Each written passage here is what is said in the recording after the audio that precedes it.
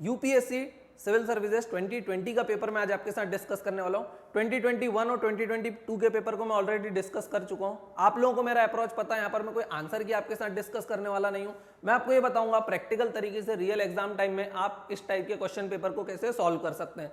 Purpose हमारा ये है कि अगर हम एटलीस्ट 20 to 30 मार्क्स को ऐड ऑन कर पाए तो ये बहुत अच्छी बात होगी।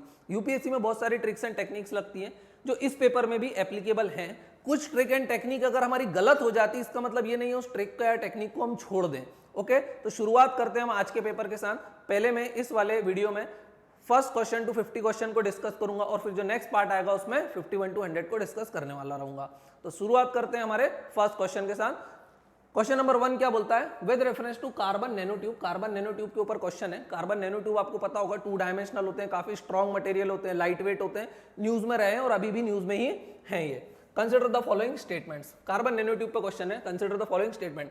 फर्स्ट स्टेटमेंट बोल रहा है दे कैन बी यूज्ड। तो देखो वाइड पॉसिबिलिटीज है, हमारी जो ट्रिक है statement with wide possibilities, futuristic possibilities are always true in case of UPSC.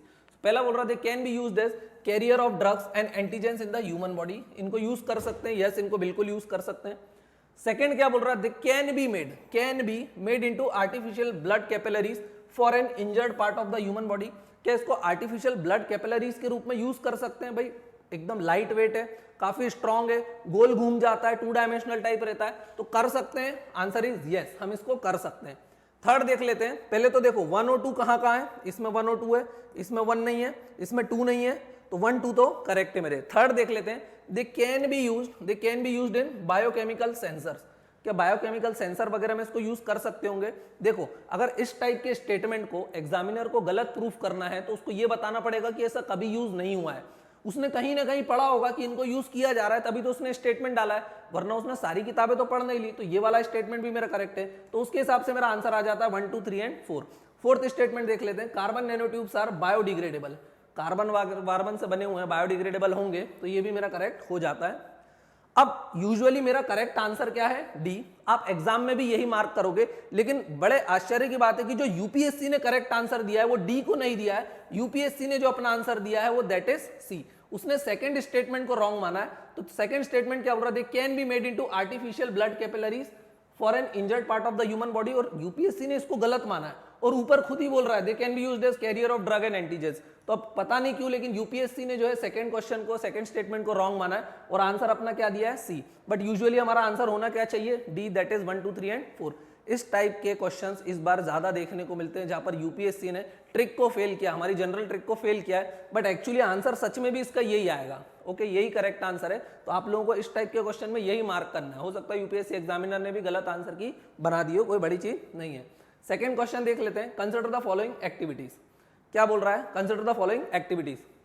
Spraying pesticide on a crop field, inspecting crater of active volcanoes, collecting breath sample from the spouting whales for DNA analysis. अब ये तो 3 statement दिए हुए, हम देखते हैं question पूछना क्या चाहता है। At the present level of technology, present level of technology की बात कर रहा, विच of the above activities can be successfully carried out by using drones. इनमें से कौन कौन सी एक्टिविटीज को हमने सक्सेसफुली कैरिड आउट किया यूजिंग ड्रोन्स? तो ये आपको देखना है। तो देखो पेस्टिसाइड वगैरह छिड़क सकते हैं क्या ड्रोन से? हाँ, क्यों नहीं छिड़क सकते? अमेरिका वगैरह में जो डेवलप्ड कंट्रीज होती हैं वो यूजुअली ड्रोन या एरोप्लेन वगैरह से ही पेस्टिसाइड का स्प्रे करती है। तो फर्स्ट तो सही है, तो मेरा बी ऑप्शन जो है एलिमिनेट हो जाता है। सेकंड देख लेते हैं। Inspecting crater of active volcanoes. Active volcanoes का क्रेटर मतलब उसका मुंह जहां से गैसेस वगैरह बाहर आती हैं, उसको इंस्पेक्शन करने जाना है। तो हम लोग नहीं जा सकते, ब्रीदिंग प्रॉब्लम होती है। ड्रोन तो जा सकता है उड़ के, तो दिस इज ऑल्सो करेक्ट। तो जहां पे 2 नहीं है मैं हटा दूं तो सी ऑप्शन एलिमिनेट हो जाता है। Collecting breath sample from spouting whales for DNA analysis. अगर वेल वगैरह सांस लेती है, पानी ऊपर फेंकती है, तो उसके ऊपर ड्रोन जाके उसका सैंपल ला सकता है। ला सकता होगा यार, ड्रोन क्या नहीं कर सकता है, क्योंकि ये पॉसिबिलिटी की बात कर रहा है। क्या बोल रहे हैं यहाँ पर देखना, at present level of technology which of the above activities can be, और जहां कैन बी आया मतलब ये क्या है? पॉसिबिलिटीज की बात कर रहा है। And possibilities are always true in case of UPSC. तो ये चीज आपको ध्यान रखना है। तो इसका आंसर मेरा क्या हो जाएगा? 1 2 and 3, that is D. Okay, next question देख लेते हैं। Question number 3। The experiment will employ a trio of spacecraft flying in the formation in the shape of equilateral triangle that has side 1 million square kilometer long with laser shining between the craft. The experiment in question refers to, देखो factual question है, this is the factual question.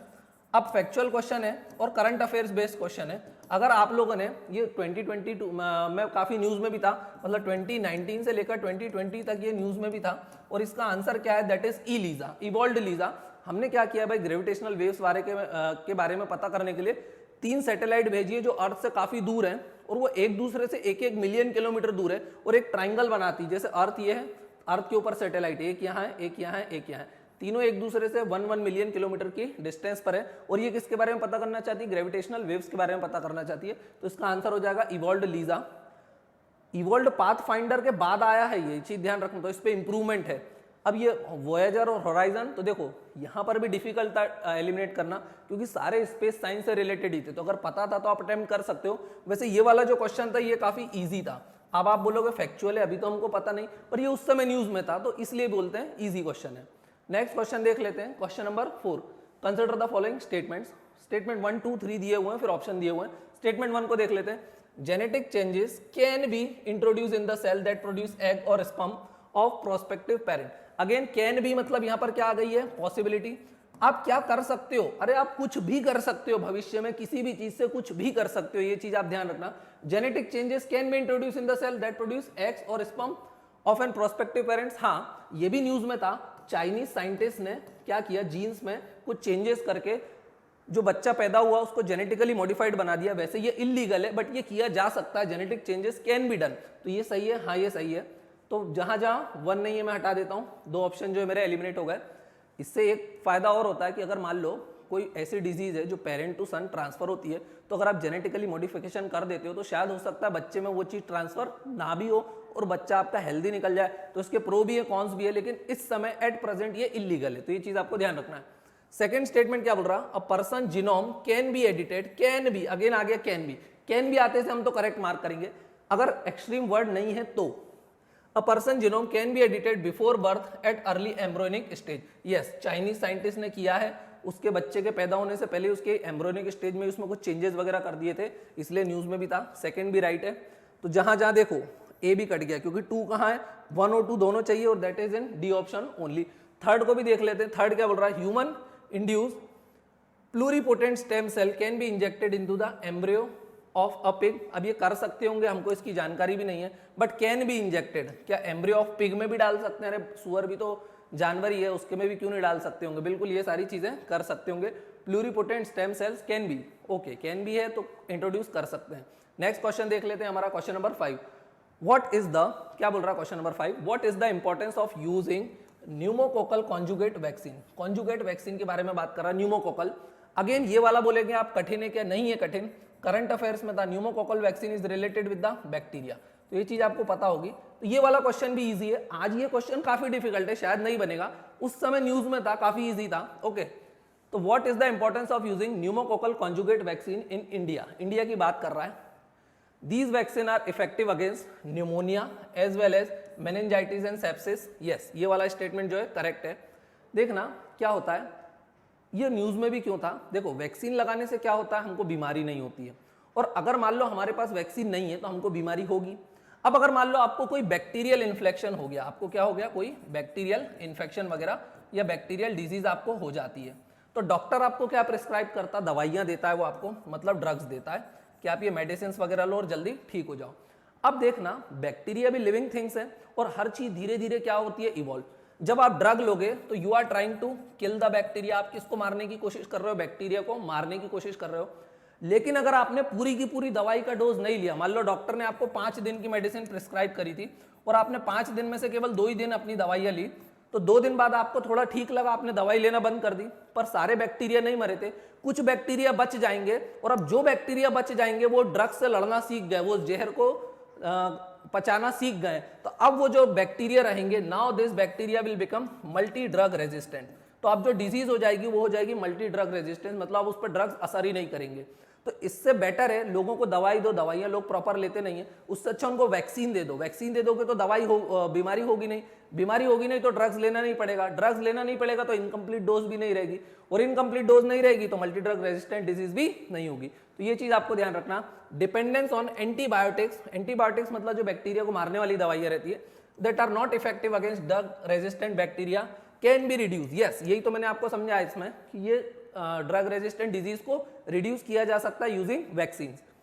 Third क्या बोल रहा है, these vaccine have no side effect. देखो कितना आसान था ये क्वेश्चन, जिसको नहीं भी पता था, कोई भी वैक्सीन का कोई साइड इफेक्ट नहीं होता। अरे वैक्सीन का साइड इफेक्ट होता है, इवन कई लोग मर जाते हैं वैक्सीन लेने के बाद, बहुत रेयर केस में होता है, but these vaccine have no side effect and cause no allergic reaction. अरे हेडेक वेडेक कुछ तो होता होगा, कोविड की भी वैक्सीन ली थी, कुछ तो उसके साइड इफेक्ट्स थे, 2-4-5 लोग तो मरे होंगे, हेडेक हुआ होगा, बुखार आया होगा, तो सबसे पहले तो 3 को एलिमिनेट कर दो, तो ऑप्शन डी सी तो यही चला जाता है। और फिर उसके बाद मैं 50-50 पे हूं, तो मेरा आंसर तो क्या आ चुका है, B, that is 1 and 2 only.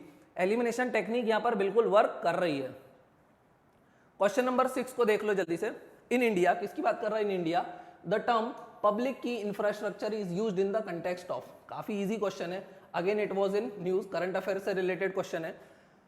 Public की इंफ्रास्ट्रक्चर, अब देखो आज आपको फिर लगेगा क्वेश्चन काफी डिफिकल्ट है, उस समय बहुत इजी था। पब्लिक की इंफ्रास्ट्रक्चर किससे यूज होता है, डिजिटल सिक्योरिटी इंफ्रास्ट्रक्चर। भाई क्या होता है, इंफ्रास्ट्रक्चर दो टाइप के हो सकते हैं, फिजिकल और डिजिटल। जब आप डिजिटल इंफ्रास्ट्रक्चर यूज करते हो, मतलब आप सारे डॉक्यूमेंटेशन वगैरह डिजिटली करने लगते हो, इवन आप चीजों को वेरीफाई करते हो, साइन करते हो, दैट इज डिजिटली, तो वो सेफ है या नहीं, उससे रिलेटेड क्या है, पब्लिक की इंफ्रास्ट्रक्चर। मतलब आप जो साइन वगैरह करते हो, वेबसाइट क्या क्या आप यूज करते हो, HTTP लगा रहता है, this is for the security purpose.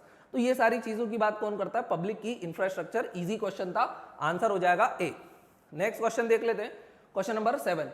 Which of the following statement are correct regarding general difference between plant and animal cell. Again NCERT का क्वेश्चन है, 6 to 10th एनसीईआरटी जिसने साइंस की करी है उसके लिए केक वॉक है ये, देख लेते हैं। वैसे मैं तो एनसीईआरटी को नहीं करता हूँ साइंस की, तो मेरे लिए तो बहुत डिफिकल्ट था, मैंने फिर भी इसका आंसर देख रखा है। Plant cell have cellulose cell wall while animal cell do not. Plant cell में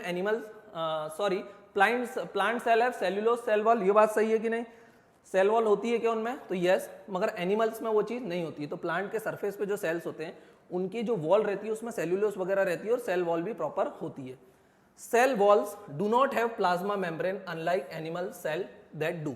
देखो प्लाज्मा मेम्ब्रेन दोनों में होती है, चाहे वो एनिमल सेल हो या वो प्लांट सेल हो, लेकिन दोनों के साइज और शेप थोड़े से अलग अलग होते हैं। तो ये तो बोल रहा है कि plant cell do not have plasma membrane, plant cells have plasma membrane that is different from the animal cells, ये होना था यहाँ पे। तो मेरा फर्स्ट सही है, सेकंड गलत है। देखो जहां जहां सेकंड है मैं एलिमिनेट करते से ही सेकंड को एलिमिनेट किया, तो मेरा तुरंत आंसर आ गया, that is C, 1 and 3 only. अब थर्ड देख लेते हैं, वो तो करेक्ट होना ही है क्योंकि हमारा आंसर आ चुका है। Mature plant cell has 1 layer vacuole while animal cell has many small vacuoles. ये बात बिल्कुल सही होगी, क्यों, क्योंकि हमारा आंसर ऑलरेडी आ चुका है। नेक्स्ट क्वेश्चन देख लेते हैं, question number 8। Which of the following are reason factor for exposure to benzene pollution. अब ये बेंजीन पॉल्यूशन क्या होता है, जब भी आप किसी चीज में आग लगाते हो तो किसका पॉल्यूशन होता है, तो आप बोलोगे बेंजीन का पॉल्यूशन होता है। मतलब burning starts making benzene pollution. तो देख लेते हैं, ऑटोमोबाइल एग्जॉस्ट, यस इससे होता होगा, यस इससे बेंजीन पॉल्यूशन होता होगा। टोबैको स्मोक, यस इससे सबसे ज्यादा होता है benzene pollution. And we are vulnerable, हम लोगों को भी होता है। आप लोगों को पता हो तो इवन सन 2002 के पहले ट्रेन में एश ट्रे लगी हुई होती थी, सिगरेट पीना अलाउ था। फिर बाद में सुप्रीम कोर्ट ने बोला कि भाई पॉल्यूशन होता है, तो राइट टू लाइफ वायलेट होता, तो आप पब्लिक स्मोकिंग नहीं कर सकते। टोबैको स्मोकिंग से क्या होता है, तो आप बोलोगे बेंजीन पॉल्यूशन होता है। वुड बर्निंग, लकड़ी जलाओगे तो भी होता है, बिल्कुल होगा क्योंकि आग लगा रहे हो। तो देखो 1 2 3 सही है, यहाँ 1 2 3 है, इसमें 1 2 3 नहीं है, इसमें 2 नहीं है, इसमें भी 1 2 3 है। अब मुझे देखना है 4 और 5 को देखना है।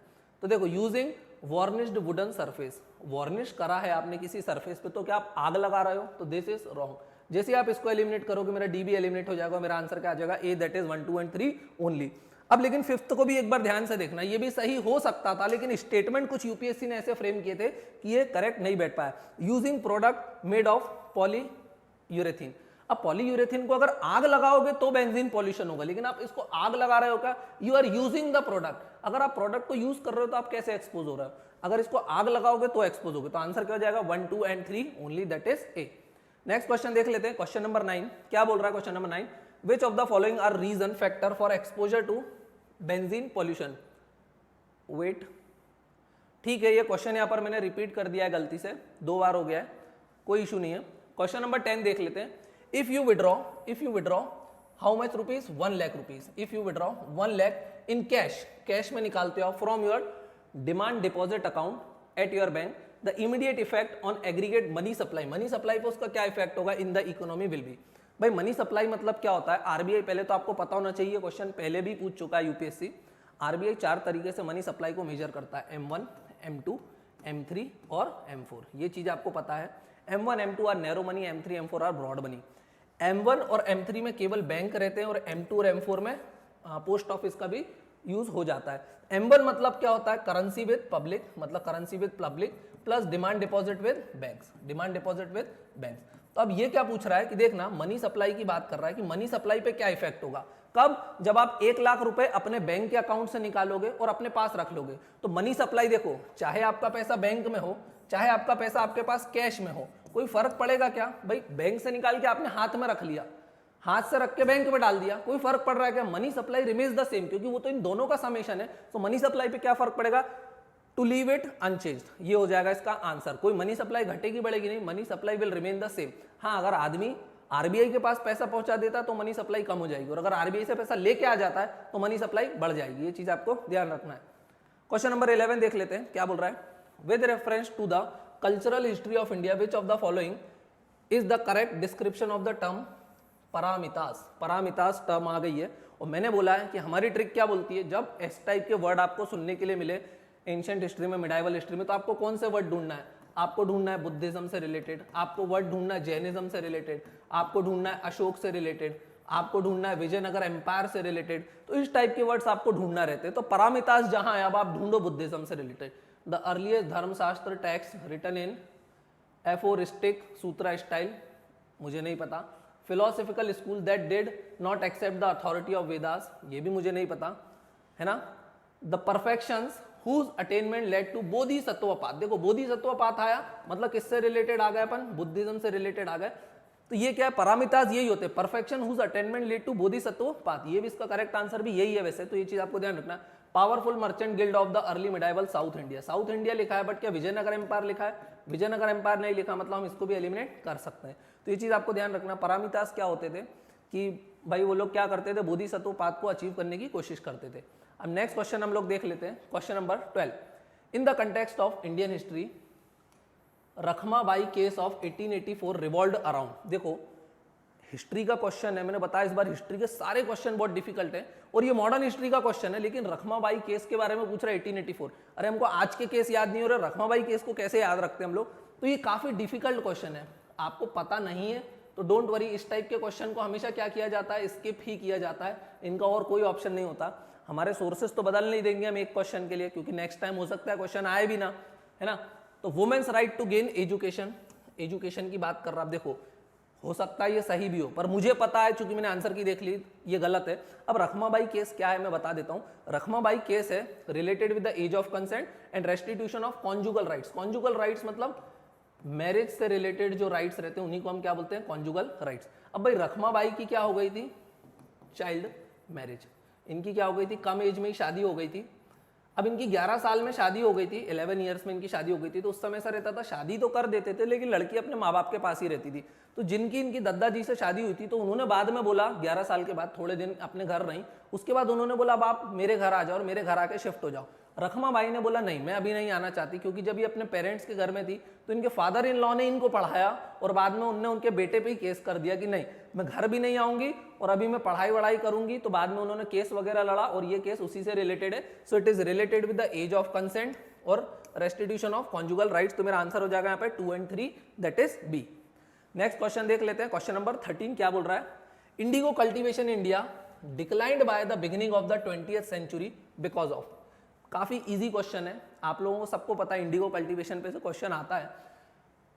क्या बोल रहा है, indigo cultivation in India declined by the beginning of 20th century. 20th century मतलब 1900 से लेके 2000 तक के टाइम को हम क्या बोलते हैं 20th सेंचुरी। और बिगिनिंग बोल रहा है मतलब it is the first half, first half की बात कर रहा है, मतलब अराउंड 1900 से लेके 1947 तक के टाइम के पीरियड के बाद बात कर रहा है। तो देखो ऐसा क्या हुआ था कि इंडिगो का जो हमारा एक्सपोर्ट वगैरह था वो कम हो गया था और कल्टीवेशन भी कम होना शुरू हो गया था। क्यों? क्योंकि जर्मनी में उस समय सिंथेटिक डाई का इन्वेंशन जो है हो चुका था और सिंथेटिक डाई इंडिगो को प्रॉपर कंपीट कर रही थी। तो ये चीज आपको ध्यान रखना। This is the answer. Peasant resistance to oppressive conduct of planters, नहीं बेचारे ये वो कर ही नहीं पा रहे थे। It is unprofitable in the world because of new invention. ये देखो it became unprofitable because of new invention, क्योंकि आप क्या कर रहे हो इंडिगो को ग्रो कर रहे हो। इंडिगो बड़ी मुश्किल से ग्रो होता था, काफी उसको फर्टाइल लैंड वगैरह भी लगता था तो महंगा होता था। तो वो किससे कंपीट नहीं कर रहा था, न्यू इन्वेंशन। और न्यू इन्वेंशन क्या था, केमिकल डाई वगैरह जो कहाँ आ चुकी थी, जर्मनी में आ चुकी थी। फिर भी COD को देख लेते हैं, national leader opposition to cultivation of indigo. अरे कौन नेशनल लीडर था जो ऑपोजिशन करता, ब्रिटिशर्स उसकी बात मान लेते? नहीं। Government control over the planter, अरे गवर्नमेंट ही तो उनसे ग्रो करवाती थी, तो ये वाला भी रॉन्ग हो जाएगा। क्यों ग्रो करना बंद कर दिया? क्योंकि वो अनप्रॉफिटेबल हो गया था in the world market. Next question देख लेते हैं, क्वेश्चन नंबर 14 क्या बोल रहा है? Wellesley establish fort William college eight Calcutta because. अब वेल्सली ने फोर्ट विलियम कॉलेज कैलकाटा में क्यों स्टैब्लिश किया था? क्योंकि वो चाहता था कि एडमिनिस्ट्रेशन की सारी प्रोसेस हम इंडियंस को भी सिखा सकें to run the administration properly. अब ये क्वेश्चन भी या तो आपको आता है या नहीं आता है। अगर ये कहीं पढ़ा है आपने स्पेक्ट्रम वगैरह में तो आप इसको सॉल्व कर सकते हो, otherwise it is better to skip. So he wanted to train British civilian for the administrative purpose in India. He wanted to train British civilians, ध्यान रखना इंडियंस को ट्रेन नहीं करना चाहता था, ब्रिटिशर्स को ट्रेन करना चाहता था। So he wanted to train British civilians for administration purpose in India. Okay, next question देख लेते हैं। क्वेश्चन नंबर आज का है 15 with reference to the history of India, Ulgulan और the great tumult is the description of which of the following event. Easy question है, easy question है, tribal revolts का क्वेश्चन है। ट्राइबल रिवॉल्ट्स आप लोगों ने सब लोग पढ़ते हो, स्पेक्ट्रम के लास्ट में उसका प्रॉपर लिस्ट दी हुई है, डायरेक्ट क्वेश्चन वहीं से पिक किया। क्या बारे में बात कर रहा है? उलगुलान या फिर the great tumult. It is related with the Birsa Munda revolt of 1899 to 1900। Birsa Munda ने क्या किया था भाई, उनको रेंट वगैरह जो मिलता था लैंड का वो काफी कम में मिलता था। बाद में जागीरदार जो आ गए थे उनसे वो काफी परेशान हो गए थे और बाद में उन्होंने क्या कर दिया था, रिवोल्ट वगैरह कर दिया था। बाद में कोर्ट में केस वेस भी चला था और बिरसा मुंडा की बातें जो भी थी, जो जिनको मुंडाइट्स बोलते थे, गवर्नमेंट ने उनकी बातों को भी माना था और उनको अपीस किया था। नेक्स्ट क्वेश्चन देख लेते हैं हम लोग, that is question number 16।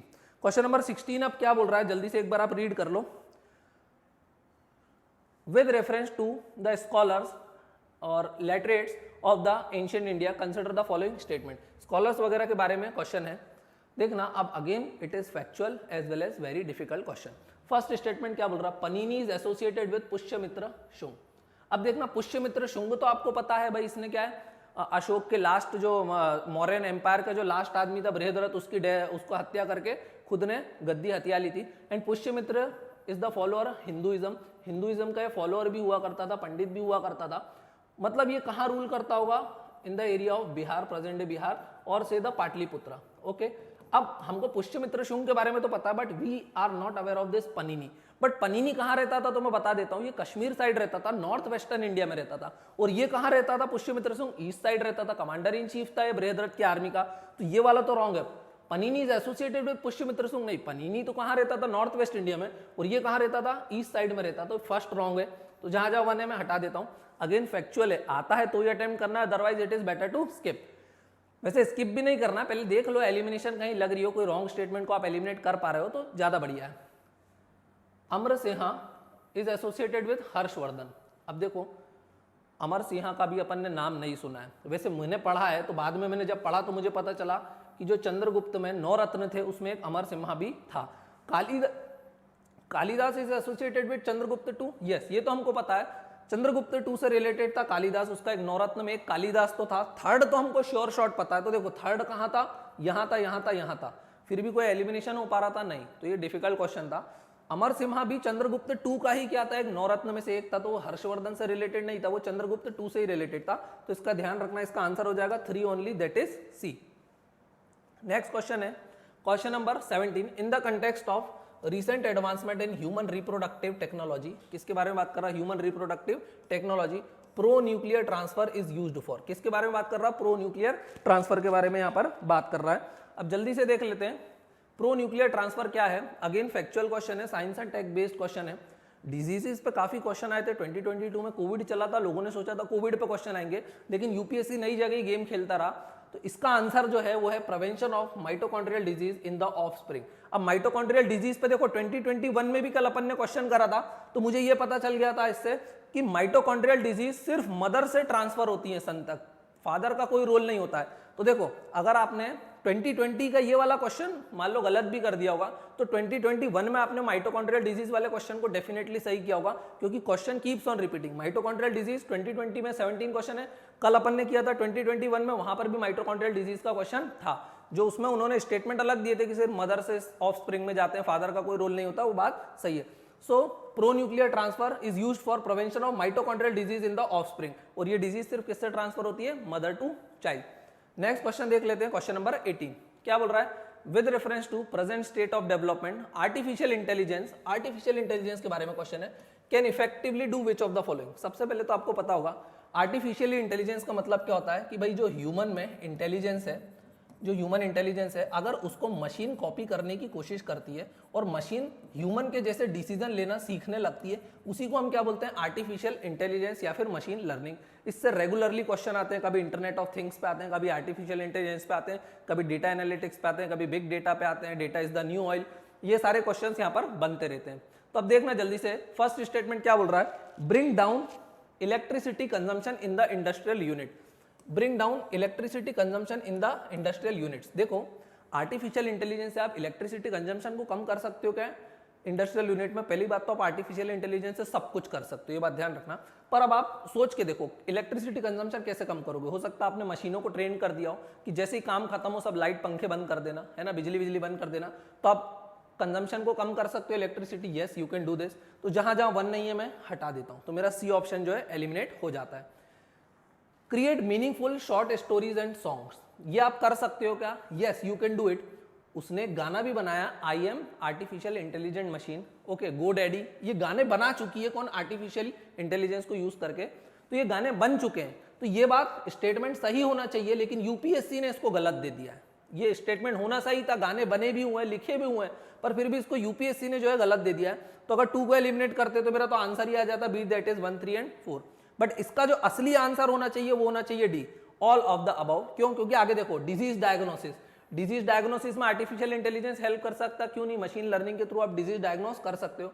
Text to speech conversion, ये तो हम गूगल को यूज करके करते ही करते हैं, तो ये भी सही है। Wireless transmission of electrical energy, ये सब कर सकते हैं, हाँ भाई कर सकते होंगे, तो ये वाला भी सही है। आंसर होना था 1, 2, 3, 4, 5, मगर यूपीएससी ने क्या आंसर दिया, 1, 3 and 4, that is definitely wrong, क्योंकि उसने गाने बनाए और 2 गाने तो मुझे याद भी हैं। ओके, तो इस टाइप के क्वेश्चन में हमेशा ऑल करेक्ट ही आंसर होता है, लेकिन आपको अपने ट्रेंड से नहीं हटना। यूपीएससी हट गया नो इशू, लेकिन आपको अपने ट्रेंड को बरकरार रखना है।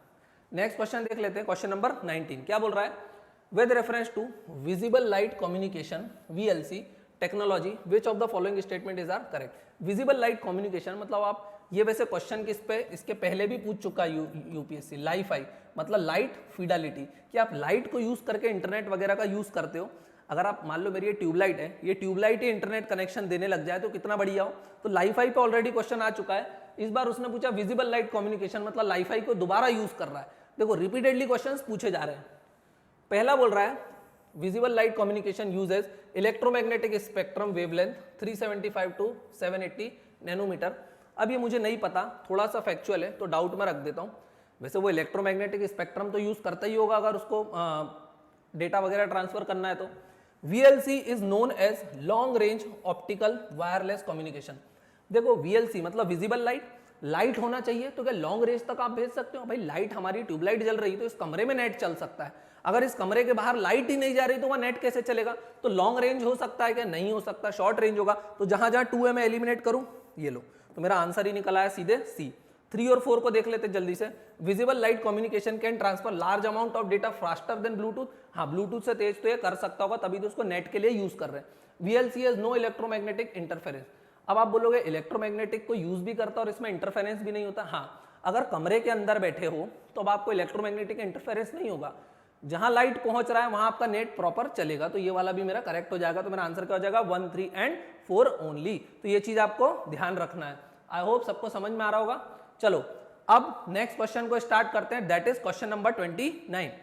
क्या बोल रहा है, with reference to blockchain technology consider the following statement. Blockchain technology पे क्वेश्चन है, पहले भी आ चुके हैं, न्यूज में भी रहता है। आईसीआईसीआई बैंक वगैरह ब्लॉकचेन की टेक्नोलॉजी को यूज कर रहा है। आप सभी लोगों को इसके बारे में सारी चीजें पता है कि कोई सेंट्रलाइज जिसमें वो नहीं रहता कि जिसमें सारा आप डेटा एक जगह स्टोर कर दो, अलग अलग जगह पे, मल्टीपल जगह पे स्टोर रहता है। एवरीबडी कैन यूज इट, काफी सिक्योर रहता है और इसमें आप गवर्नमेंट से छुपा छुपी भी खेल सकते हो। क्रिप्टो करेंसी भी इसको यूज करता है। चलो देख लेते हैं। It is a public ledger that everyone can, ये लिखा हुआ एवरीवन कैन इंस्पेक्ट आएगा यहाँ पे, everyone can inspect but which no you single user control. Yes, ये ऐसा डेटा होता है जिसको सब लोग इंस्पेक्ट कर सकते हैं, यूज कर सकते हैं, लेकिन एक आदमी उसको कंट्रोल नहीं करता क्योंकि डिसेंट्रलाइजेशन रहता है। तो बिल्कुल सही बात बोल रहा है। तो जहां जहां 1 नहीं है मैं हटा दूं, सो ऑप्शन सी ही मेरा एलिमिनेट होगा क्योंकि 1 is obviously correct. The structure and design of blockchain is such that all the data in it are about crypto currency only. Again extreme statement आ गया, सिर्फ डेटा क्रिप्टो करेंसी में ही रहता है क्या? अरे भाई नहीं, ब्लॉकचेन को आप अदर जगह भी यूज कर सकते हो। आईसीआईसीआई बैंक यूज कर रहा तो क्रिप्टो करेंसी के लिए थोड़ी यूज कर रहा होगा, तो सेकंड जो है मेरा रॉन्ग हो जाएगा। तो यहां पर 2 है, ओके। तो मेरा अब बचा ए और डी। चलो थर्ड को देख लेते हैं। Application that depends on the basic feature of blockchain can be developed without anybody's permission. Yes, देखो क्रिप्टो करेंसी के लिए किसी की परमिशन लिए नहीं, मतलब कोई ना कोई एप्लीकेशन बना दी गई है विदाउट एनीबॉडीज परमिशन, और गवर्नमेंट से आप इवन छुप भी सकते हो, बिना बताए भी कर सकते हो। तो 3 इज ऑल्सो करेक्ट। तो मेरा आंसर हो जाएगा D, that is 1 and 3 only. और वैसे भी क्या बोल रहा है, application that depends on basic feature of blockchain can be developed, can be पूछ रहा, मतलब possibility and possibilities are usually correct. Next question देखते हैं, question number 21। A parliamentary system of government is one in which. कितनी बार यही question आ चुका है, पार्लियामेंट्री गवर्नमेंट क्या है, किसको रिस्पॉन्सिबल है, लोकसभा को, राज्यसभा को, पार्लियामेंट को, लेजिस्लेचर को, कितनी बार सेम क्वेश्चन आएगा, फिर आ गया। देखो parliamentary system of government is one in which, parliamentary government क्या होती है, that is responsible to the legislature. भाई पार्लियामेंट्री गवर्नेंस क्या होती है, that is responsible to the legislature. Legislature मतलब लेजिस्लेचर बोला जाए तो हमारे केस में Lok Sabha, okay, that is lower house.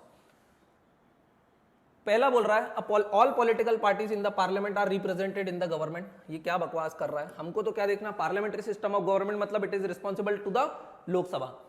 The government is responsible to the parliament and can be removed by it. Yes, यही तो मतलब होता है collective responsibility. Government is responsible to the Lok Sabha and Lok Sabha उसको रिमूव भी कर सकती है। This is the correct answer.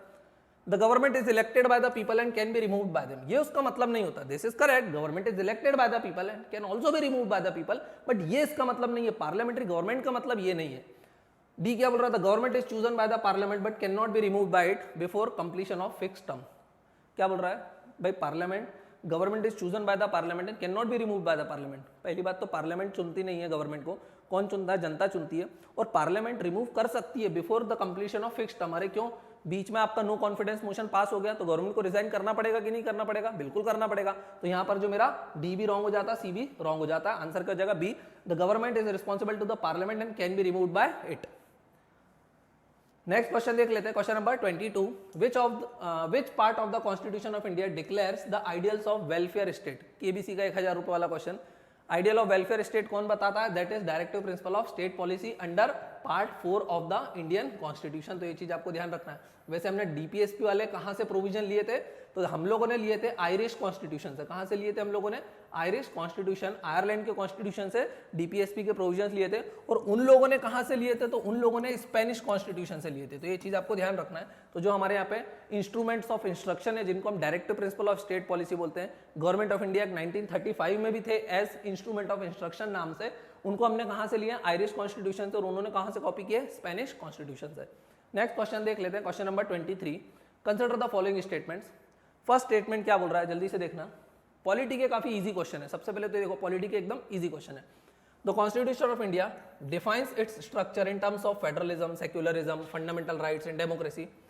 Constitution of India defines its structure. Constitution अपने स्ट्रक्चर को डिफाइन करता है क्या? तो the word constitution is wrong. Structure कौन डिफाइन करता? That is the supreme court. Supreme court basic structure को डिफाइन करता। कहां पर? Kesavananda Bharati case of 1973। तो पहला स्टेटमेंट तो मेरा रॉन्ग हो जाएगा। तो यहां वन है, यहां वन है, 2 ऑप्शन मेरे एलिमिनेट हो जाते हैं। सेकेंड स्टेटमेंट को देख लेते हैं। द कॉन्स्टिट्यूशन, अगेन वर्ड आ रहा, तो constitution of India provides for judicial review to safeguard the citizen liberty and to preserve the ideal on which constitution is based. अब देखो, ये स्टेटमेंट बिल्कुल करेक्ट है।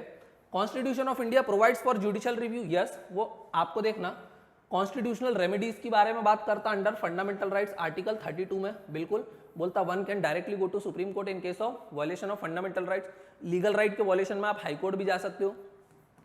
आर्टिकल 142 में बात करता है वो कंप्लीट जस्टिस की, जहां पर जुडिशियल रिव्यू की फिर से बात हो जाती है। तो सेकंड स्टेटमेंट तो मेरा करेक्ट है। तो आंसर मेरा होना क्या चाहिए था? B, that is 2 only. लेकिन अगेन यूपीएससी ने इस बार हटते हुए आंसर क्या दे दिया? D, that is neither 1 nor 2। वो बोलता कॉन्स्टिट्यूशन ऐसा नहीं देता जुडिशियल रिव्यू का कोई भी पावर वगैरह। पर अगर यूपीएससी बोलता है ये, पर हम लोग फिर भी मार्क क्या करेंगे? क्योंकि हमको पता है देता, हो सकता है आंसर की भी गलत हो शायद तक, बट यूपीएससी ने तो इसी को करेक्ट मारा है, तो मार्क्स तो आपको इस पे मिलेंगे। लेकिन आंसर क्या है? B, that is 2 only. Question number 24 को देख लेते हैं हम लोग, क्या बोल रहा है? One common agreement between Gandhism and Marxism is. भाई गांधीइज्म मार्क्सिज्म दोनों क्या लाना चाहते थे? सोशलिज्म। दोनों क्या लाना चाहते थे? सोशलिज्म। और दोनों का एम एक ही था, that is the aim of stateless society. दोनों क्या चाहते थे? स्टेटलेस सोसाइटी बन जाए। स्टेटलेस सोसाइटी दोनों के दोनों लाना चाहते थे। कौन? Gandhi and marks. लेकिन इन दोनों में डिफरेंस भी है। देखो आंसर तो आप लोगों को तुरंत पता चल गया होगा, the final goal of stateless society that is their aim, ये तो आपको आंसर आ गया, दैट इज ए। लेकिन अब जल्दी से सोशलिज्म देखना है। स्टेटलेस सोसाइटी बनाना चाहते थे where means of production are owned by the government only, where means of production are owned by the government only. Equality लाना चाहते थे, लेकिन दोनों के तरीके अलग थे, मीन्स अलग अलग थे। तो भाई मीन्स क्या थे? भाई गांधी कैसे लाना चाहते थे? भाई गांधी का मीन्स क्या था? नॉन वायलेंस तरीके से, नॉन वायलेंट तरीके से। और इनका क्या तरीका था? बिल्कुल वायलेंस करो और सरकार को हटा दो, जो भी डिक्टेटर्स हैं, राजा वगैरह, उनको हटा दो। गांधी कैसे लाना चाहता था? नॉन वायलेंट में। अब देखना दूसरा तरीका इनका, गांधी क्या चाहते थे? एक रिलीजियस सोसाइटी बने, काफी टॉलरेंट सोसाइटी बने। मार्क्स क्या चाहता था? भाई वो तो मटेरियलिज्म की तरफ लोगों को ले जाना चाहता था, और ये स्पिरिचुअलिज्म की तरफ ले जाना चाहते थे। गांधी का तरीका लगता, मार्क्स का तरीका लगता। Gandhi believes in the democracy, Gandhi किस में बिलीव करता था? डेमोक्रेसी में बिलीव करते थे। और जो मार्क्स थे वो किस में बिलीव करते थे? तो वो डिक्टेटरशिप में बिलीव करते थे। इसलिए रशिया वगैरह में लंबे समय तक डिक्टेटरशिप भी रही। तो मैंने आपको सोशलिज्म और उसका पूरा कॉन्सेप्ट, गांधी और मार्क्स दोनों चाहते थे, तो स्टेटलेस सोसाइटी के थ्रू वो सोशलिज्म लाना चाहते थे, लेकिन दोनों में डिफरेंस था। ओके, भगत सिंह किससे इंस्पायर थे? वो मार्क्स से भी इंस्पायर थे और वो डेमोक्रेसी से भी इंस्पायर थे। तो ये चीज ध्यान रखना है आपको। वो गांधी से इंस्पायर नहीं थे, वो मार्क्स से इंस्पायर थे। हाँ, सोशलिज्म लाना चाहते थे, थ्रू वायलेंट मीन्स लाना चाहते थे। यस, थ्रू वायलेंट मीन्स लाना चाहते थे। वो भी स्पिरिचुअलिज्म में बिलीव नहीं करते थे, मटेरियलिस्टिक वर्ल्ड में बिलीव करते थे, लेकिन वो डिक्टेटरशिप नहीं, वो डेमोक्रेसी को प्रमोट करना चाहते थे। ये चीज आपको ध्यान रखना है। सारी चीजें मैंने बता दी हैं। क्वेश्चन नंबर 25 को देखना, इन the context of India which one of the following is characteristic appropriate for bureaucracy. भाई ब्यूरोक्रेसी का काम क्या होता है? ब्यूरोक्रेसी मतलब आईएएस आईपीएस, इन लोगों का काम क्या होता है? तो देखना, दो लोग होते हैं, पार्लियामेंट या लेजिस्लेचर जो लॉ बनाती है, सरकार मतलब एग्जीक्यूटिव। एग्जीक्यूटिव का काम क्या होता है? पॉलिसी मेकिंग का काम होता है। क्या काम होता है इनका? पॉलिसी मेकिंग का काम होता है। अब ये तो पॉलिसी बनाते हैं, पॉलिसी बन तो गई, अब इस पॉलिसी को इंप्लीमेंट कौन करेगा ऑन ग्राउंड? इंप्लीमेंटेशन का काम किसका रहता है? दैट इज ब्यूरोक्रेसी का काम रहता है। तो आईएएस आईपीएस का काम क्या रहता है? जो पॉलिसी एग्जीक्यूटिव, और एग्जीक्यूटिव मतलब जो गवर्नमेंट वगैरह ने जो पॉलिसी बनाई है उसको इंप्लीमेंट कौन करेगा? ब्यूरोक्रेसी। अब गवर्नमेंट जो रहते हैं वो तो 5 साल के लिए रहते हैं, 5 ईयर के लिए रहते हैं, तो ये छोटे समय के लिए रहते हैं, और ये लंबे समय के लिए रहते हैं, 30-40 साल तक ये सर्व कर सकते हैं मैक्सिमम। क्या बोल रहा है? In the context of India which of the following is the characteristic appropriate for bureaucracy. पहला स्टेटमेंट देखो, an agency for widening the scope of parliamentary democracy. ये स्टेटमेंट सही है क्या? भाई वो वाइडनिंग नहीं करना चाहते parliamentary democracy, wrong. An agency for strengthening the structure of federalism. Federalism strong कब होगा? When centre will devolve more power to the state. जब सेंटर ज्यादा पावर देगा किसको? स्टेट्स को, तब होगा। इसमें एडमिनिस्ट्रेशन क्या करेगा? ब्यूरोक्रेसी क्या करेगी? रॉन्ग। थर्ड बोल रहे हैं, agency for facilitating political stability and economic growth. Political stability कौन ला सकता है? गवर्नमेंट खुद ला सकती है, जनता ला सकती है। उसमें ब्यूरोक्रेसी का रोल है क्या? इकोनॉमिक ग्रोथ में भाई उनका तो काम है जो पॉलिसी बनी है उसको इंप्लीमेंट करना, वो ग्रोथ वगैरह को भी ज्यादा प्रमोट नहीं कर सकते। This is also wrong. मतलब आंसर तो मेरा आप ऑटोमेटिक एक ही बचा है, an agency for the implementation of public policy. Yes, this is their main task. Ethics में आप लोगों ने पढ़ा भी होगा। नेक्स्ट क्वेश्चन देख लेते हैं हम लोग, question number 26। The preamble to the Indian constitution of India is. Preamble क्या है? देखना कितनी बार, हर बार प्रीएम्बल पे से क्वेश्चन आता है। अपन लोग ऑलरेडी पॉलिटी के क्वेश्चन में प्रीएम्बल पे क्वेश्चंस कर चुके हैं। सबसे पहले तो पूछ रहा है part of the constitution, not a part of the constitution, part of the constitution, part of the constitution. तो पहले तो ये डिसाइड करना कि वेदर प्रीएम्बल इज पार्ट और not the part of constitution. तो भाई देखना, whether preamble is part of the constitution और नॉट, इसमें सुप्रीम कोर्ट के कुछ जजमेंट्स थे। पहला जजमेंट्स आया था Berubari versus union of India. पहला जजमेंट क्या आया था? Berubari versus union of India. इसमें सुप्रीम कोर्ट ने बोला था preamble is not part of the constitution.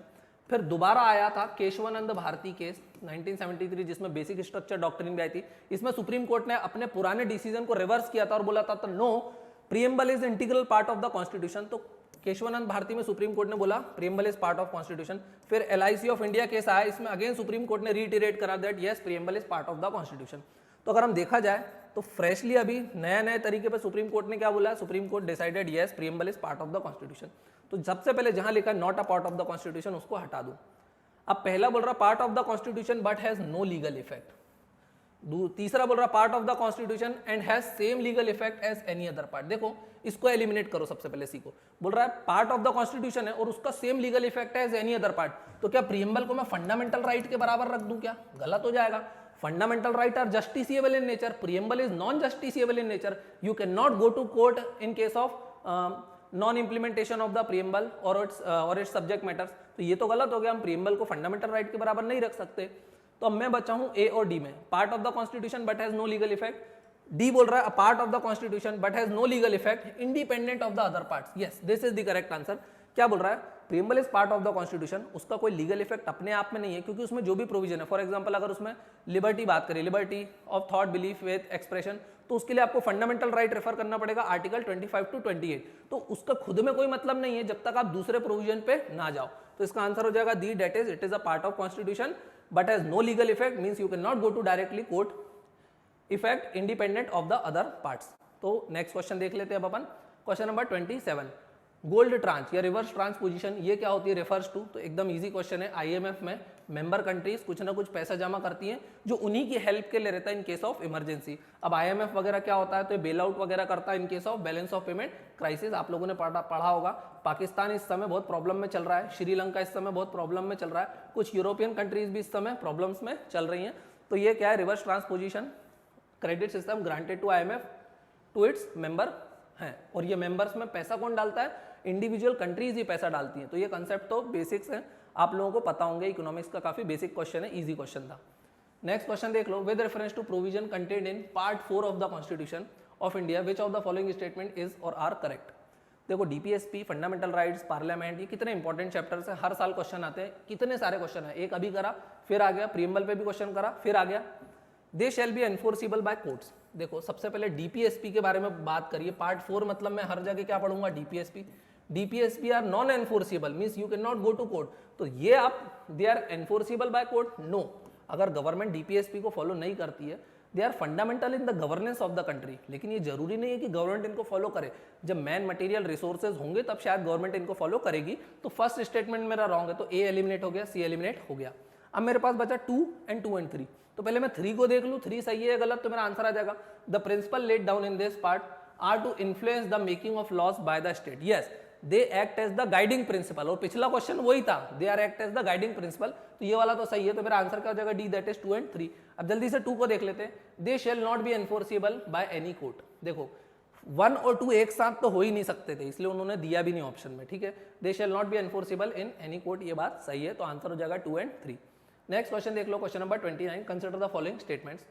First क्या बोल रहा है, according to the constitution of India, a person who is eligible to vote can be made a minister in a state for 6 months even if he she is not a member of the legislature of that state. अब देखो ये statement गलत है, क्यों गलत है? पहली बात तो बोल रहा है according to the constitution. Constitution कोई भी एलिजिबिलिटी की बात नहीं करता है, उसके लिए रिप्रेजेंटेशन ऑफ पीपल एक्ट 1950 और 1951 है। तो सबसे पहले तो कॉन्स्टिट्यूशन वर्ड यूज कर दिया, इसलिए भी गलत हो गया। दूसरी चीज बोल रहा है a person who is eligible to vote, who is eligible to vote, those who is 18 above, 18 plus वाले वोट दे सकते हैं। लेकिन मिनिस्टर बनने के लिए आपको कम से कम कितने साल का होना चाहिए, 25 साल का होना चाहिए। तो यहां पर ये स्टेटमेंट क्या हो जाता है, रॉन्ग हो जाता है। तो ध्यान रहेगा, स्टेटमेंट 2-3 जगह पर रॉन्ग है। वोट तो आप 18 प्लस में कर सकते हो, बट मेंबर ऑफ लेजिस्लेचर बनने के लिए आपको 25 का होना पड़ेगा, तभी आप मिनिस्टर बनोगे। और 6 महीने में चुन के आने वाली बात तो सही है।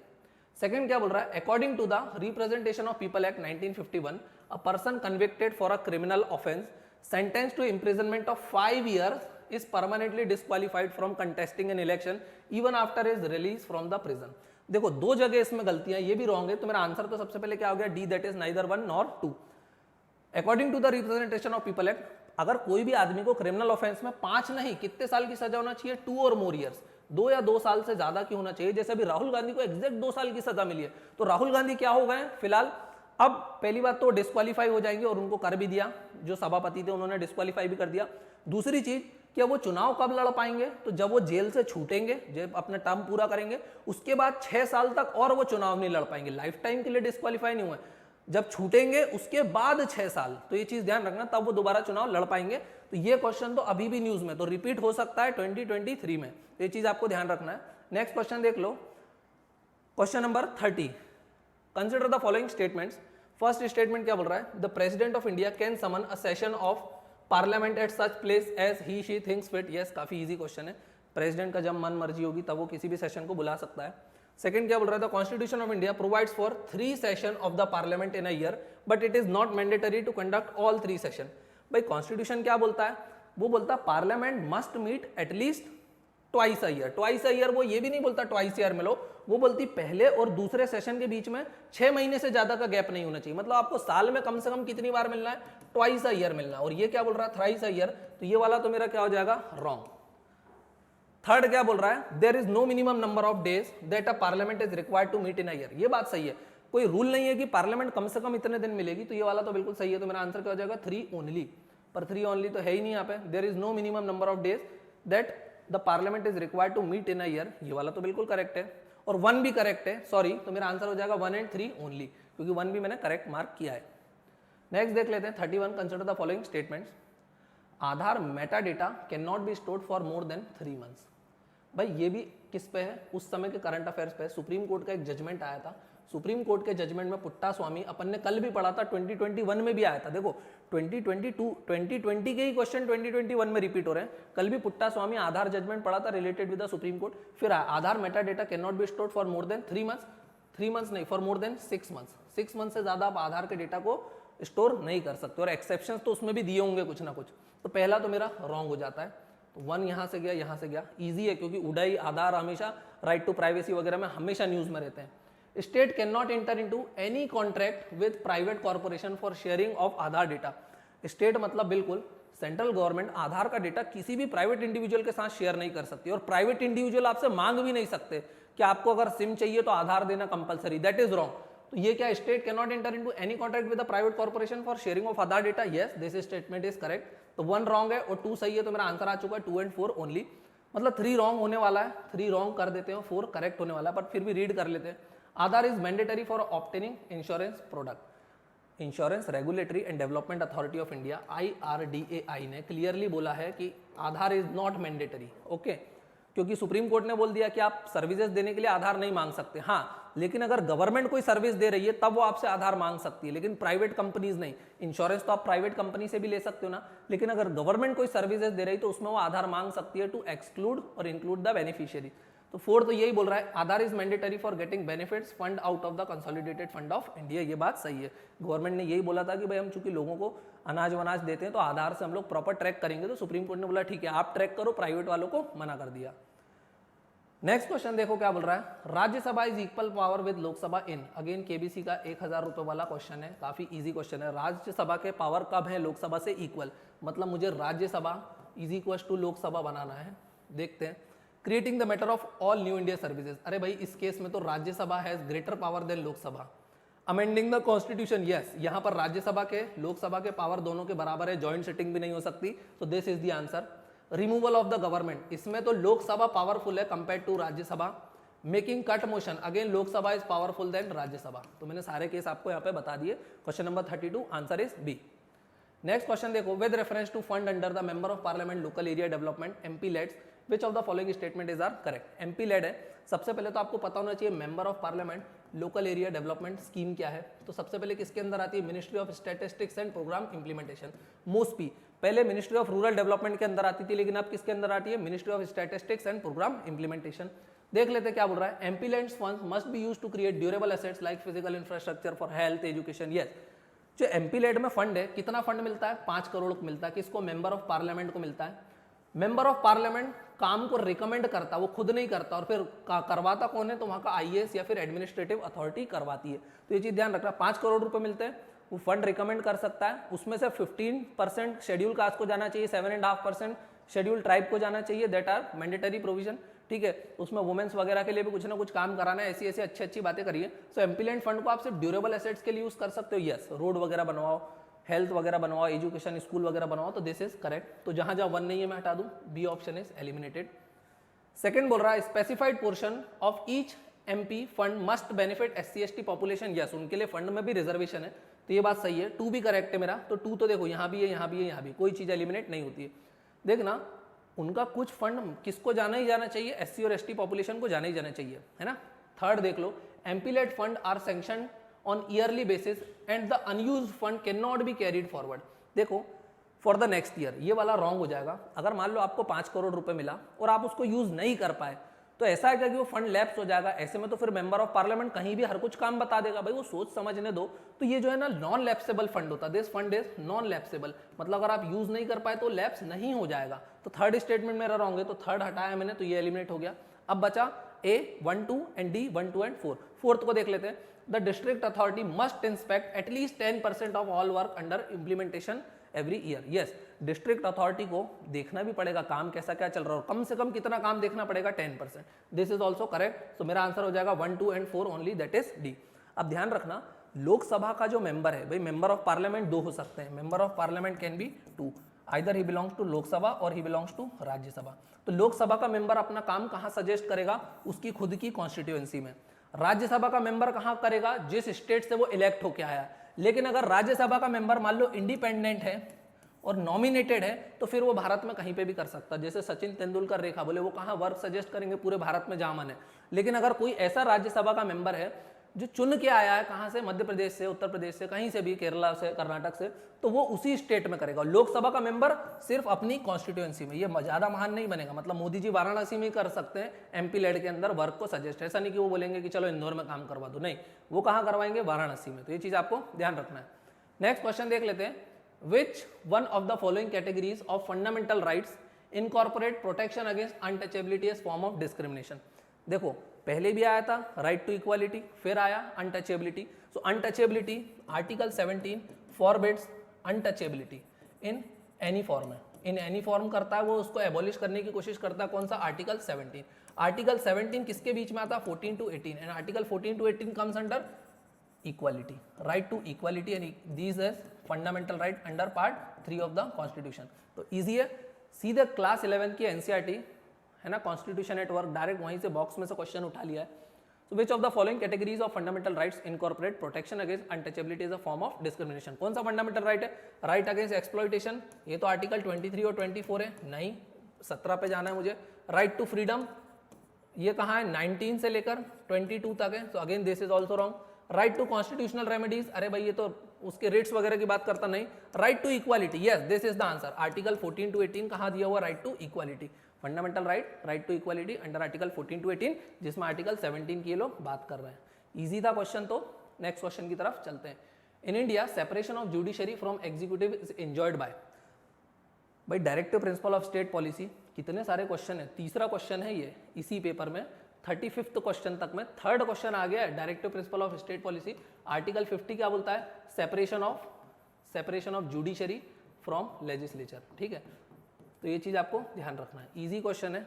7 शेड्यूल, इसमें तो सेंटर और स्टेट में पावर डिवाइड किया है अंडर 3 लिस्ट, सेंट्रल लिस्ट है, यूनियन लिस्ट है, स्टेट लिस्ट है, कॉन्करेंट लिस्ट है। कन्वेंशनल प्रैक्टिस बिल्कुल गलत। प्रीएम्बल का टेक्स्ट तो आपको बिल्कुल याद ही है, तो आप इसको भी एलिमिनेट कर सकते हो।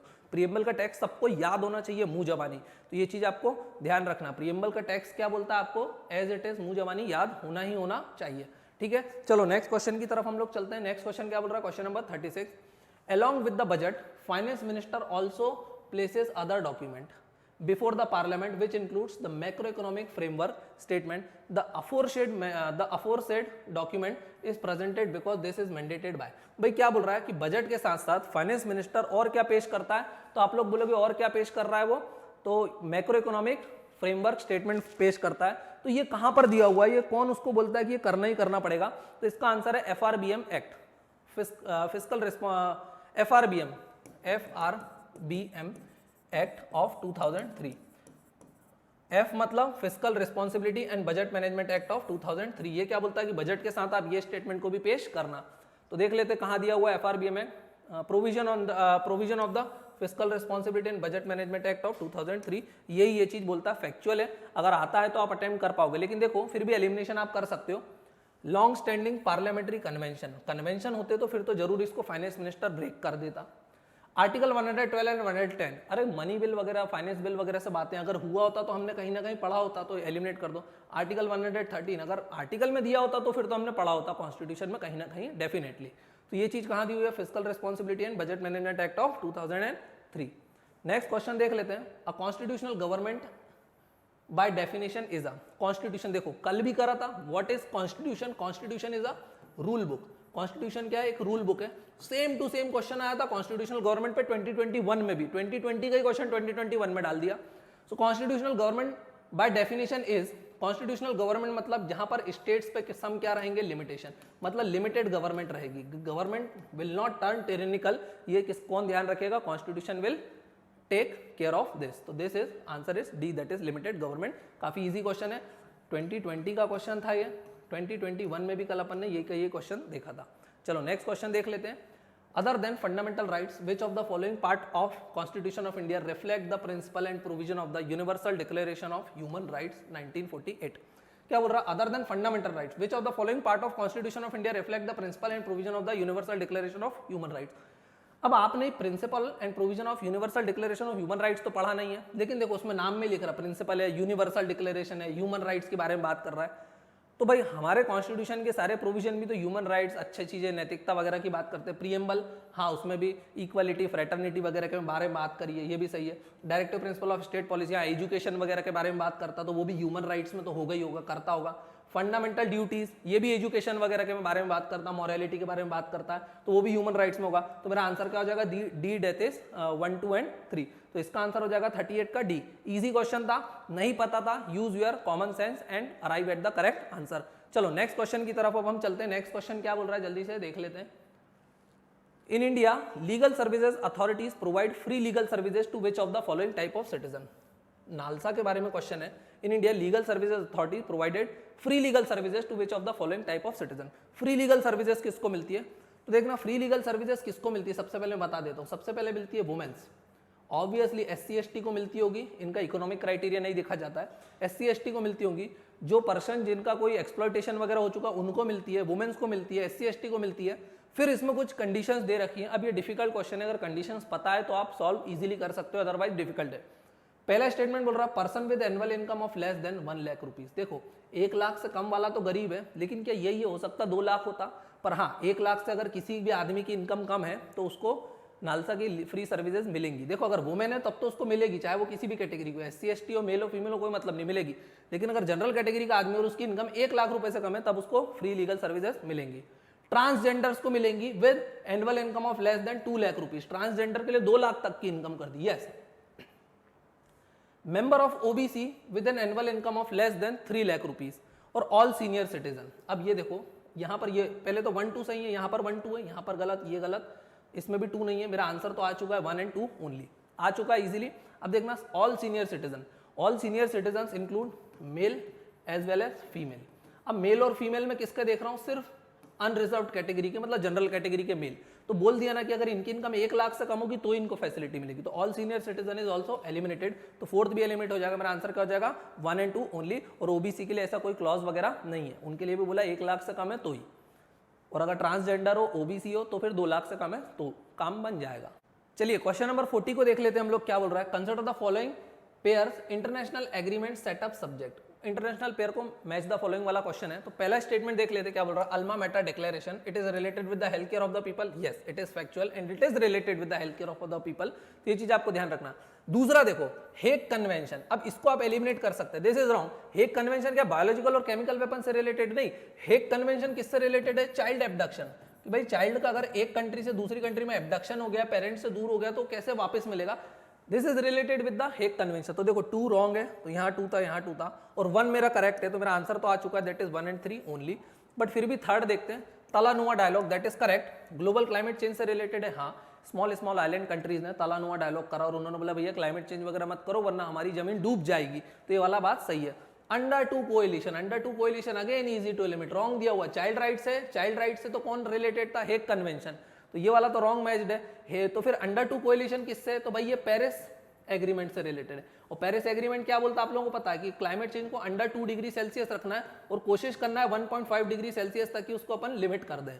तो ये चीज आपको ध्यान रखना। Under 2 coalition, Paris agreement, 2 degree से ज्यादा टेम्परेचर, ग्लोबल टेम्परेचर नहीं बढ़ने देना है और कोशिश करना 1.5 डिग्री तक उसको रोक के रख लें हम। चलो नेक्स्ट क्वेश्चन देखते हैं, question number 41 with reference to history of India consider the following pairs. अब देखो एकदम डिफिकल्ट क्वेश्चन आने वाले हैं इस बार हिस्ट्री के ऊपर। अब जो भी क्वेश्चन है यहाँ से 41 से 50 हिस्ट्री वाला पोर्शन चलने वाला, बहुत डिफिकल्ट क्वेश्चन है, better to skip then go for the wrong answer. सबसे आसान तरीका है स्किप करो और आगे बढ़ो। तो सबसे पहले देख लेते हैं किसके बारे में बात कर रहा है, consider the following with reference to history of India के बारे में बात कर रहा है। तो सबसे पहला स्टेटमेंट जो बोल रहा है वो बात कर रहा है औरंग के बारे में। तो औरंग क्या है, व्हाट इज दिस औरंग, और ऑप्शन में दे रहा है incharge of treasury of the state. तो औरंग क्या है, तो ये रॉन्ग है। पहली बात तो बहुत डिफिकल्ट है रिकॉल करना कि व्हाट इज दिस औरंग। वैसे औरंग क्या होते हैं, these are the warehouses, ये क्या होते हैं, वेयर हाउसेस। और औरंग क्या है, एक पर्सियन वर्ड है, तो ये चीज आपको ध्यान रखना, पर्सियन वर्ड है, पर्सियन में औरंग का मतलब क्या होता है, वेयर हाउस। तो ये चीज आपको ध्यान रखना। तो फर्स्ट रॉन्ग है, तो ए चला गया और डी चला गया। सेकंड देखो banian, Indian agent of East India Company, yes ये वाला शायद आप रिकॉल कर सकते थे। बनियन मतलब ईस्ट एजेंट किसका है, इंडियन एजेंट है ईस्ट इंडिया कंपनी का, जो यहाँ के लोकल लोगों से डील करता होगा। तो 2 सही है, तो मेरा आंसर ही आ गया 2 and 3 ओनली।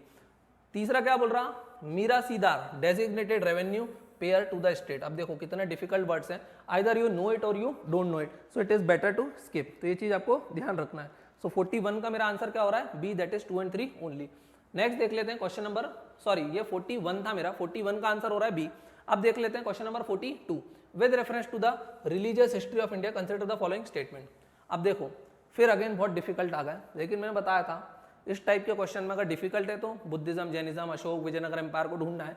लेकिन ये खुद ही बोल रहे हैं, ये क्या लिखा, स्था रा वेदिन्स बिलोंग टू महायान बुद्धिज्म, फिर क्या ले रहा है लोकातर विद्यान, ये वो अपने नाम ही नहीं सुने। तो इस टाइप के क्वेश्चन को तो आपको क्या करना है, डायरेक्ट स्किप करना है। अगर स्किप नहीं किया तो then you will go for the negative marking. तो इस टाइप के क्वेश्चन को आप डायरेक्ट स्किप करो। वैसे इसका आंसर क्या है, that is B, 2 and 3 only. तो मैं बता देता हूं, Lokottaravadin sect was an offshoot of Mahasanghika sect of Buddhism, ये सही है क्योंकि आंसर यूपीएससी ने बताया।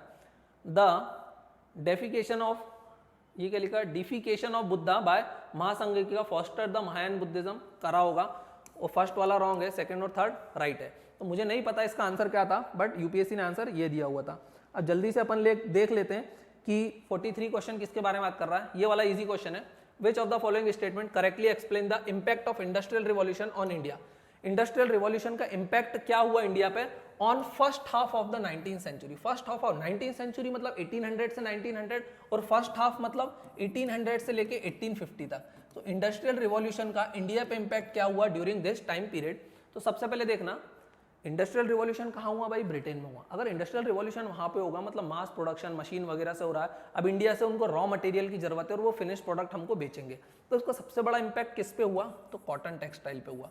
सबसे पहले तो 2 इंपैक्ट हुए, हमारा जो एक्सपोर्ट था, एक्सपोर्ट वॉज बैडली डिस्ट्रॉयड, सबसे पहले तो हमारा एक्सपोर्ट खत्म हो गया।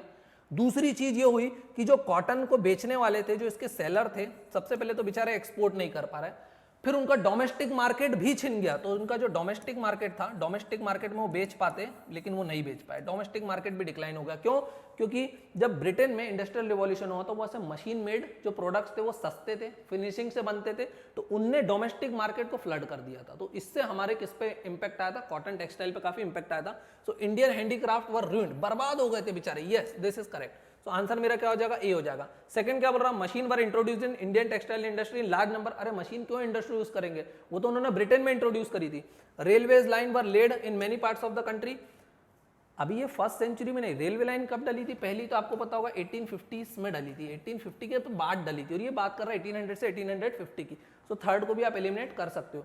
Heavy duties were imposed on the import of British manufacturer. अरे heavy duties were imposed on the export, import को तो उन्होंने बिल्कुल ड्यूटी फ्री कर दिया था कि आने दो जो सामान ब्रिटेन से आ रहा है। अब देखना इसमें कुछ और चीज, आप एक चीज समझना, वर्ल्ड वॉर क्यों हुए उसका रीजन भी इसी क्वेश्चन में छुपा हुआ है। वर्ल्ड वॉर क्यों हुए, वर्ल्ड वॉर किसके बीच में हुआ, तो आप लोग बोलोगे Britain, Germany, Japan, America, Russia, ये लोग लड़ रहे थे। क्यों लड़ रहे थे, देखना कि भाई जब भी इंडस्ट्रियल रिवॉल्यूशन होता है, whenever industrial revolution took place, industrial revolution में क्या होता है, मास प्रोडक्शन होता है। मास प्रोडक्शन होता है मतलब आप बहुत ज्यादा सामान का प्रोडक्शन कर रहे हो, गुड्स एंड सर्विसेज का। अब अगर आप मास प्रोडक्शन करोगे, तो आपको 2 चीजों की जरूरत लगेगी। एक तो माल को बेचना है तो जरूरत पड़ेगी मार्केट की, और दूसरा रॉ मटेरियल्स की। और ये आप कहां से लाओगे, तो अब आप क्या करोगे, कॉलोनियलिज्म। तो अब आप क्या करोगे, कॉलोनियलिज्म। तो ध्यान रखना, industrial revolution leads to colonialism, और कॉलोनियलिज्म से क्या होता है, इंपीरियलिज्म। तो इंडस्ट्रियल रिवॉल्यूशन के 2 बच्चे हैं, कॉलोनियलिज्म और इंपीरियलिज्म। तो देखना वर्ल्ड वॉर क्यों हुआ, क्योंकि भाई देखना जब जर्मनी में क्या हुआ, इंडस्ट्रियल रिवॉल्यूशन। तो अब जर्मनी को भी दो चीजों की जरूरत पड़ेगी, मार्केट की और रॉ मटेरियल की। लेकिन मार्केट है क्या उनके पास, क्योंकि ब्रिटेन और फ्रांस ने ऑलरेडी पूरी दुनिया को ऑक्यूपाई कर रखा था। रॉ मटेरियल की जरूरत पड़ती तो अगेन ब्रिटेन और फ्रांस ने पूरी दुनिया को ऑक्यूपाई कर रखा था।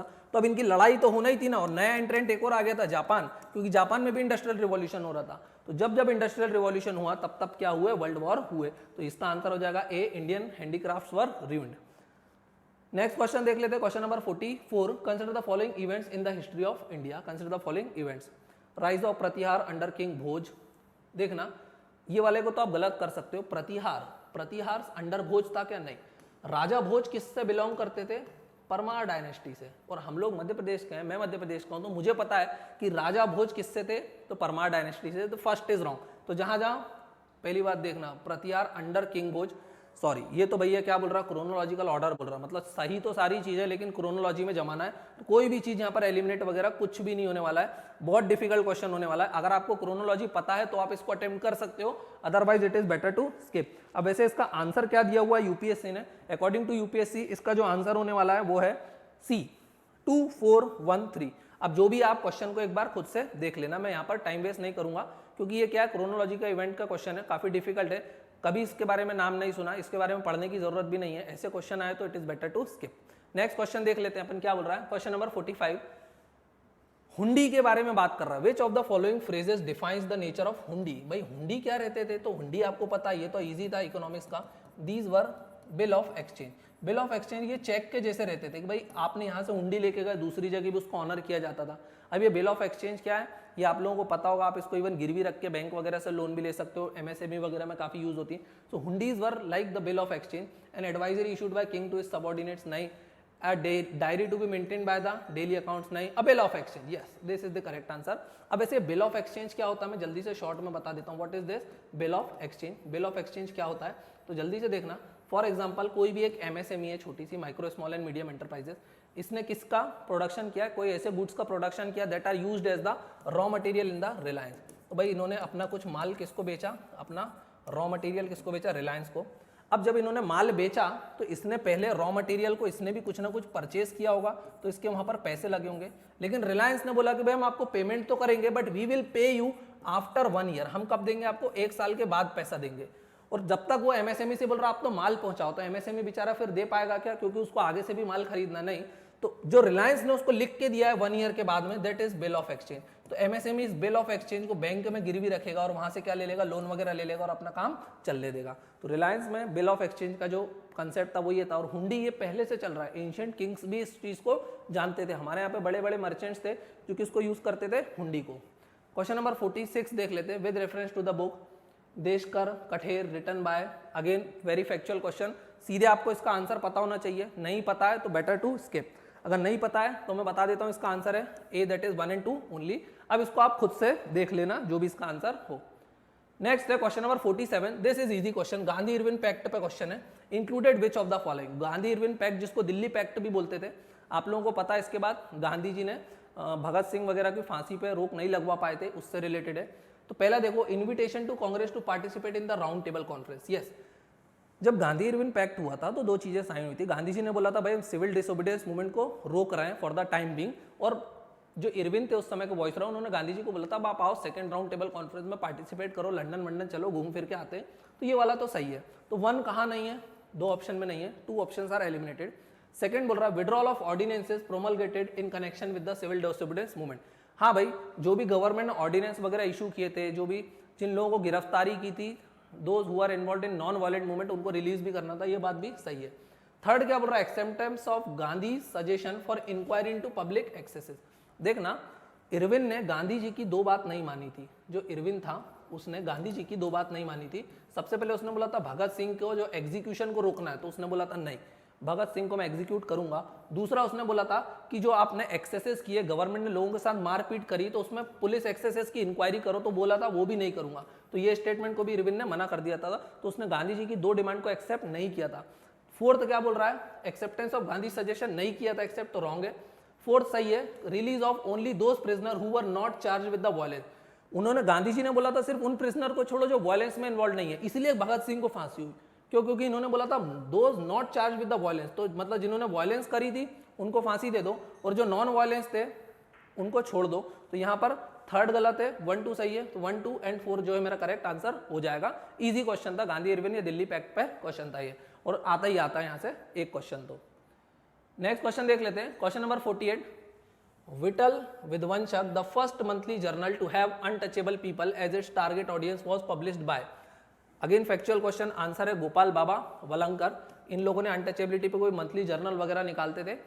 इंपॉर्टेंट नहीं है, इस टाइप के क्वेश्चन मैंने बताया आते हैं तो ठीक है, otherwise they are very difficult question. तो जो हिस्ट्री के क्वेश्चन तो डिफिकल्ट ही आते हैं।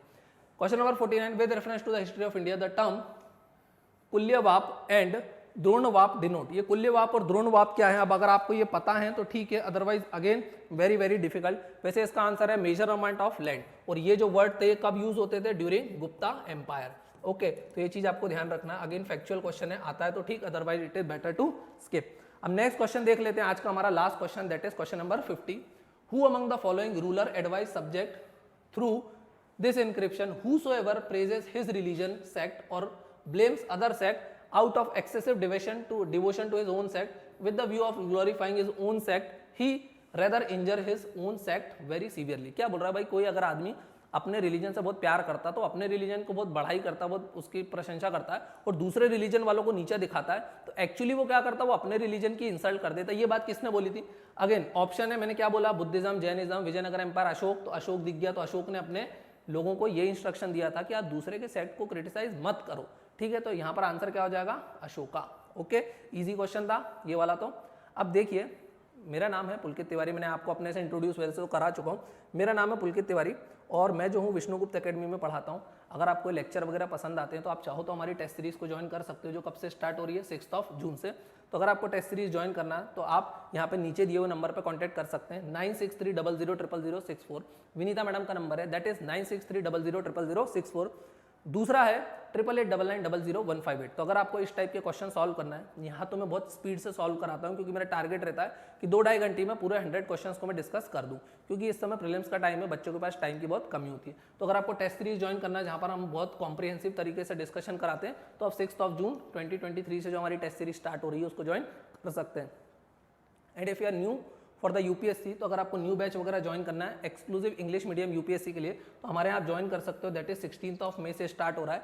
हमारा एड्रेस है भंवरकुआ इंदौर। आप भंवरकुआ इंदौर पे आओगे, Vishnugupta academy is very famous for UPSC and MPPSC English medium. Okay, so I hope आपको लेक्चर बहुत पसंद आया होगा। अगर लेक्चर पसंद आया तो सिंपल एक काम करना है, वीडियो को लाइक करना है, अपने दोस्तों के साथ सब्सक्राइब करना है, और चैनल को सब्सक्राइब करना है, और अपने दोस्तों के साथ इस वीडियो को शेयर भी करना है और लाइक भी करवाना है। Thank you for watching this video, have a nice day.